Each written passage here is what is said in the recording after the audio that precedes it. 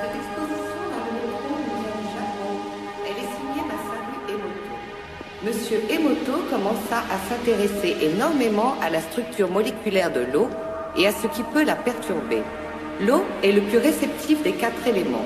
Monsieur Emoto pensa que cela pouvait avoir une relation avec des événements non physiques et c'est pourquoi il mit en place des séries d'études et utilisa des simulacres mentaux et les photographia avec un microscope. Pour un échantillon d'eau, nous avons mis 0,5 cm3 d'eau dans 50 plaques de pétri.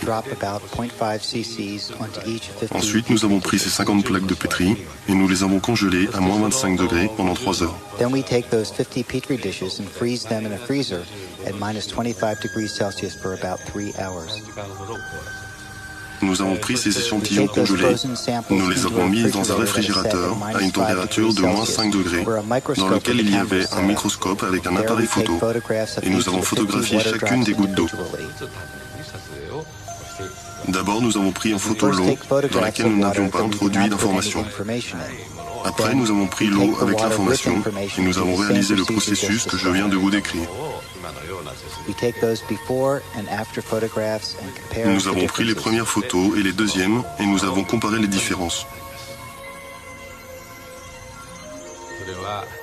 Lorsque nous avions projeté la sensation d'amour et merci dans l'eau, les cristaux étaient magnifiques. Dans des moments comme celui-là, je pense que l'eau est en paix. La première est une photographie de l'eau du barrage de Fujiwara.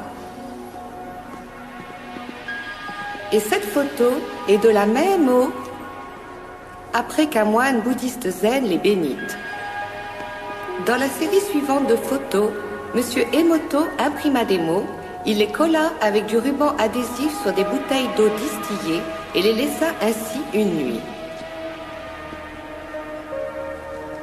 Je continue ? Cette première photo est de l'eau distillée pure, ce n'est que l'essence.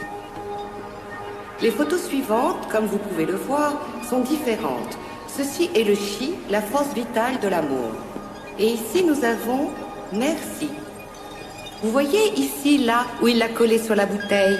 Si vous parlez japonais, vous vous êtes déjà rendu compte. Monsieur Emoto considère que la pensée ou l'intention sont l'âme mater de tout ça. On méconnaît la science de comment la pensée agit en réalité sur les molécules. Les seuls à la connaître sont les molécules de l'eau, bien sûr. Et c'est fascinant si l'on tient compte que 90% de notre corps est d'eau.